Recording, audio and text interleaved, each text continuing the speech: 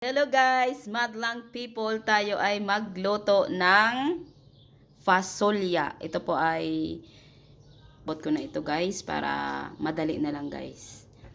Ito ay ginhuluman ko sa tubig 24 hours tapos ginlaga ko siya guys para malambot. Ito na po ang aking sangkap. Bell pepper, sili, onion. Kung may kamatis kayo, pwede nyong lagyan. I-baylo nyo sa guys, sa tomato paste. Po tayo. Yan, naglagay ako ng konting oil, tapos maglagay ako ng butter guys. Yan, igisa na natin ang ating. Igisa ay hindi pa siya nag-init guys. Yan, igisa natin guys.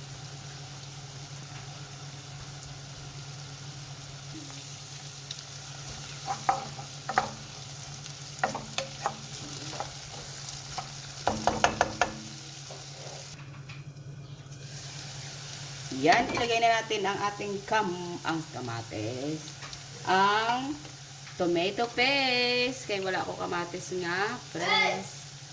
Bango pa lang, ulam na. Ang sarap ng pasolya. Ilagay na natin ang baka.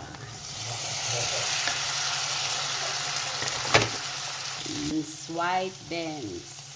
Para siya guys, madali malambot ang beans.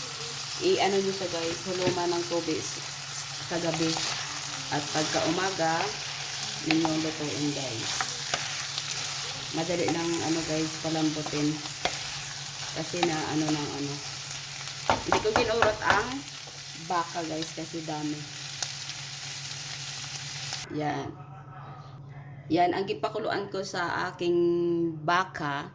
Yan ang ginsabaw ko para may lasa.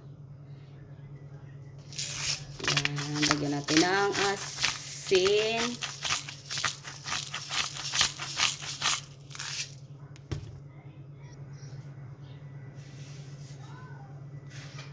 Tapos maglagay ako ng medyo maanghang guys. Powder na na sili guys, para may lang guys, malasahan nating medyo maanghang kasi ang green kaninang sili hindi siya medyo maanghang guys. Yan, nagkulo-kulo na guys, tilawan na natin guys ang sabaw.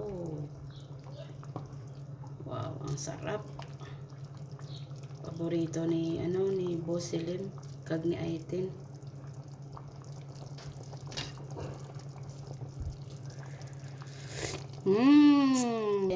Yan guys, kung gusto nyo guys na konti lang ang sabaw, na lang ninyo guys. Kayo na lang mag-adjust ng inyong sabaw kasi kami ay ginaano namin sa tinapay guys.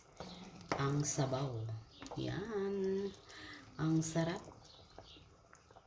Okay na yon ang lasa. Ilagay na natin ang ating isang buong bell pepper guys.